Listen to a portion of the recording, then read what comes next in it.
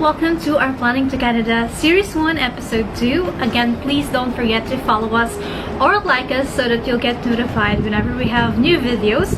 So we will tackle different topics every month and episodes each week. So today we will be talking about the difference between the private and the public schools. Since a lot of aspiring international students are confused on this one, and not knowing this can sometimes lead you in a stressful situation. Okay, so first let's define the difference between the private and the public school. Private colleges do not receive funding from the federal government and they rely solely on the tuition fees of the students. However, on the other side, public colleges or community colleges are primarily funded by the national state or the general public. And this is probably the reason why when you study in a public school, you will get a postgraduate work permit from the government when you graduate.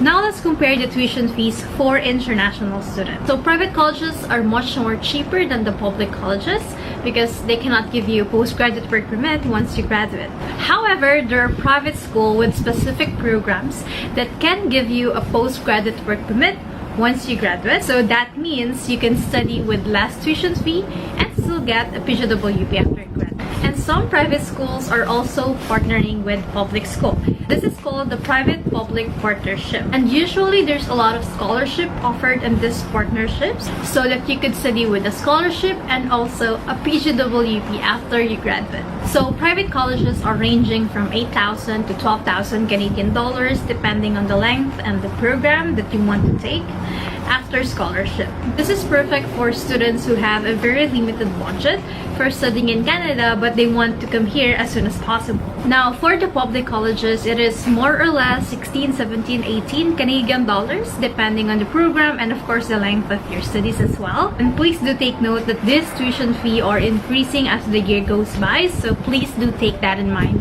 when planning your move to Canada. So next is the designation by the immigration authorities. So as an international student, you may only register to a DLI or a designated learning institution so that you could apply for a study permit.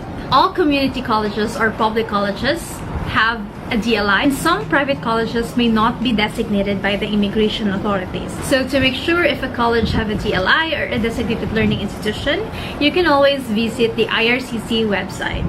Or you could message us because all the schools that we are partnered with have a DLI because of course we are servicing the international students. Next is working while studying in Canada. If you hold a valid study permit, you can work for up to 20 hours per week and full-time during your breaks. This opportunity is available either you're studying in a private or a public college. Now, the breaks that you have for public colleges are spring, summer, or winter break. However, for this one, what I love about private colleges is that they have a lot of breaks in between of your classes. This is also the reason why a lot of international students go for private school to save more money because you will have a lot of breaks and you could work more hours full-time. So now for the last part, we have the PGWP or the postgraduate work permit. So if you're an international student who graduates from public colleges, you will have a postgraduate work permit for 1 to 3 years depending on the length of your studies after you graduate. However, it is rarely available for private colleges. But as I've said before, there are specific programs for private colleges that can grant you a PGWP after you graduate, or you can also look out for a PPP, or the private-public partnership programs that could have a lot of scholarships or promotions available for you.